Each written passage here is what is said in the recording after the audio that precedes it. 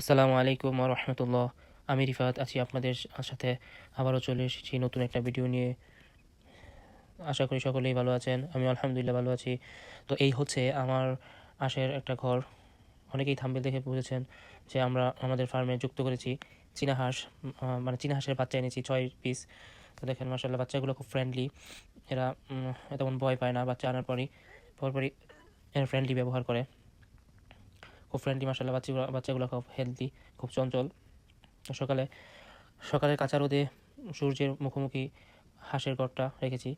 তো এই যে একটা একটা করে হাঁস নামছে, একটু হাঁসের জন্য নামতে একটু কষ্ট হয়।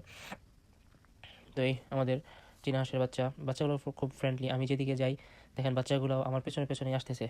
ক্ষুধাও আছে, পাশাপাশি এরা খুব ফ্রেন্ডলি, তেমন একটা ভয় পায় না। তো এদেরকে নিয়ে যাচ্ছি সকালে, এদের নাস্তা দেবো। তো একটু পরই এদেরকে নাস্তা দেওয়া হবে। এরা নাস্তা দেওয়ার সাথে সাথে পাগলের মতো খাইতেছে, যেমন দু একদিন যাবত অনাহারে আছে। তো এই তো আলহামদুলিল্লাহ আমাদের নতুন একটা ফার্মের মেম্বার যোগ হলো। সকলে এদের জন্য দোয়া করবেন। আর এর মাঝেই দেখেন আকাশটা কত সুন্দর, আজকে সকালের আকাশ অনেক সুন্দর। তো এই খাবার পরে এরা একটা ভালো একটা ঘুম দিয়েছে, শুয়ে আছে কেউ, খাওয়া দাওয়া করে পেট ভরে শুয়ে আছে। তো এর মাঝে আমার হঠাৎই চোখ পড়লো একটা ঘুঘুর বাসা। এই ঘুঘুর বাসাটা আসলে বাড়ির পেছনে আছে, দেখা হয় নাই।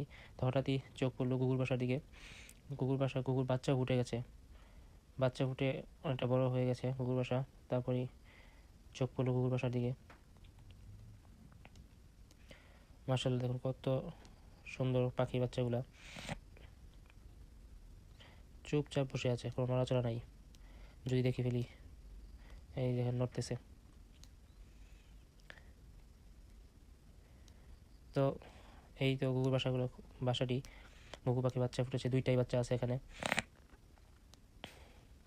তো একটু পরে আবার দেখলাম ওদের মা উড়ে এসেছে, এখানে উড়ে এসে বাচ্চার উপর বসলো আর কি। এদের মা এদের খাওয়াবে।